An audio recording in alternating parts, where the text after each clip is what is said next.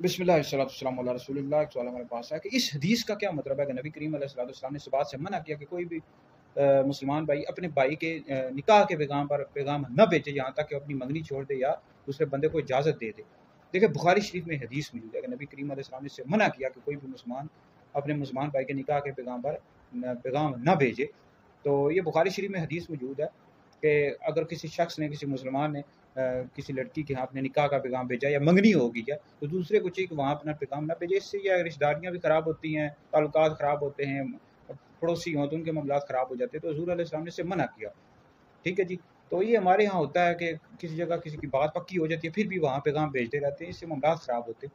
तो लड़की के यहाँ किसी ने निकाह का पैगाम भेज दिया, मंगनी हो गई है, तो फिर दूसरे को चाहिए तो ना पैगाम भेजे, तो निकाह का पैगाम भी ना भेजे। हाँ, अगर उसने मंगनी ख़त्म कर दी, तोड़ दी, तो बिल्कुल आप भेज सकते हैं, या खुद कहता है आप भेज दो तो ठीक है।